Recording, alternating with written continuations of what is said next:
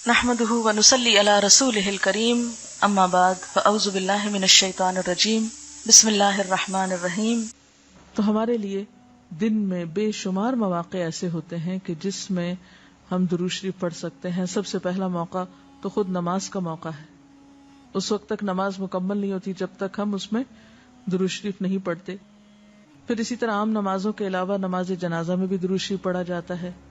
پھر اذان کے بعد درود شریف پڑھا جاتا ہے۔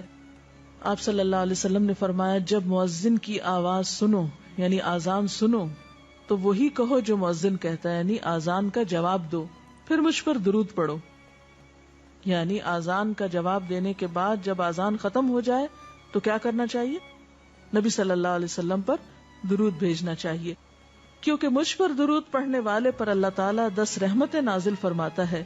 اس کے بعد میرے لیے اللہ سے وسیلہ مانگو، جو جنت میں ایک مقام ہے جو جنتیوں میں سے صرف کسی ایک ہی کو ملے گا، اور مجھے امید ہے کہ وہ جنتی میں ہی ہوں گا، یعنی آپ صلی اللہ علیہ وسلم ہی کے لیے وہ مقام ہے۔ اور آپ نے یہ بھی فرمایا کہ من سألی اللہ الوسیلہ، جس نے اللہ سے میرے لیے وسیلہ کی دعا کی، یعنی درود شریف کے علاوہ آت محمد الوسیلۃ دعا ہم پڑھتے ہیں، یہ دعا بھی پڑھی جانی چاہیے۔ تو جس نے یہ دعا پڑھی اس کے لیے میری شفاعت واجب ہو جائے گی، یعنی قیامت کے دن پھر میں اس کے لیے شفاعت کروں گا۔ نمازوں کے علاوہ، خاص مواقع کے علاوہ دن میں جب بھی آپ چاہیں درود شریف پڑھ سکتے ہیں، لیکن عام دنوں کے علاوہ جمعے کے دن خصوصی طور پر درود شریف پڑھنے کی تاکید ہے، کیونکہ آپ نے اس کا خود حکم دیا۔ آپ صلی اللہ علیہ وسلم نے فرمایا، جمعہ کے روز کثرت سے مجھ پر درود پڑھا کرو، جو آدمی جمعہ کے روز مجھ پر درود بھیجتا ہے وہ میرے سامنے پیش کیا جاتا ہے۔ اسی طرح دعا سے پہلے، دعا کے بعد، پھر جہاں کہیں آپ کا نام لیا جا رہا ہو یا لکھا جا رہا ہو یا کسی بھی طرح آپ کا ذکر آئے، وہاں آپ کے لیے درود پڑھنا۔ اسی طرح مسجد میں داخل ہوتے وقت درود شریف پڑھنا، مسجد سے نکلتے وقت درود شریف پڑھنا، پھر نماز سے فارغ ہونے کے بعد درود شریف پڑھنا، یعنی ایک تو نماز کے اندر ہے لیکن نماز سے فراغت کے بعد، پھر اسی طرح ہر مجلس میں آپ پر درود پڑھنا ضروری ہے۔ پھر اسی طرح صبح و شام کے اوقات میں، یعنی یہ تمام مواقع ایسے مواقع ہیں جس میں آپ درود شریف پڑھ سکتے ہیں۔ اور موقع کوئی ہو یا نہ ہو، دن یا رات کی گھڑیوں میں سے جس گھڑی میں آپ چاہیں، جب چاہیں، چلتے پھرتے کام کاج کرتے، آپ اللہ کے رسول صلی اللہ علیہ وسلم کو یاد کر سکتے ہیں، آپ کے لیے درود اور سلام پڑھ سکتے ہیں۔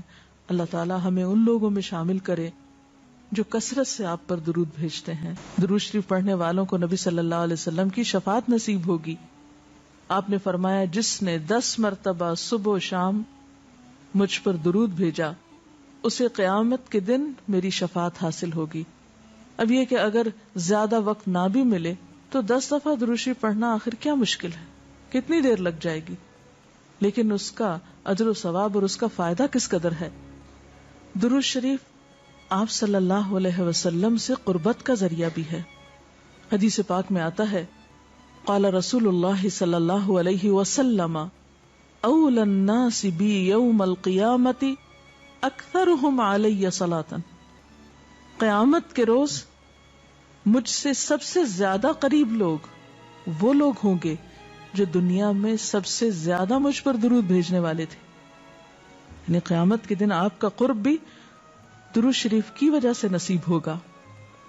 پھر اسی طرح اگر انسان کوئی اور دعا نہ بھی کر سکے، غم، دکھ اور تکلیف کی حالت میں صرف درود شریف بھی پڑھتا رہے تو اسے ساری دعاؤں سے کفایت کر جائے گا۔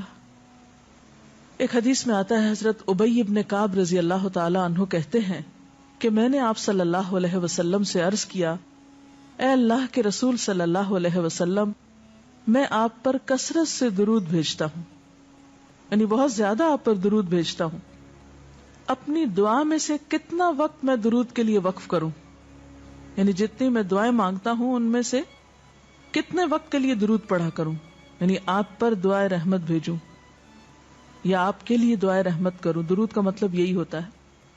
تو آپ صلی اللہ علیہ وسلم نے فرمایا جتنا تو چاہے. کہتے ہیں کہ میں نے عرض کیا کیا 1/4 وقت صحیح ہے؟ 1/4. آپ نے فرمایا جتنا تو چاہے، لیکن اگر اس سے زیادہ کر لے تو تیرے ہی لیے بہتر ہے. میں نے عرض کیا آدھا وقت مقرر کر لوں؟ آپ نے فرمایا جتنا تو چاہے، لیکن اگر اس سے زیادہ کر دے تو یہ تیرے ہی لیے بہتر ہے. میں نے عرض کیا 2/3 مقرر کر لوں؟ آپ نے فرمایا جتنا تو چاہے، لیکن اگر زیادہ کرے تو تیرے ہی لیے بہتر ہے، یعنی تجھی کو اس کا فائدہ ہوگا. میں نے عرض کیا میں اپنی ساری دعا کا وقت درود کے لیے وقف کرتا ہوں، یعنی جتنی دیر میں اور دعائیں مانگتا ہوں وہ سارا وقت صرف آپ کے اوپر درود بھیجنے کے لیے وقف کر دیتا ہوں. اس پر آپ صلی اللہ علیہ وسلم نے فرمایا پھر تو یہ تیرے سارے دکھوں اور غموں کے لیے کافی ہوگا اور تیرے گناہوں کی بخشش کا باعث ہوگا.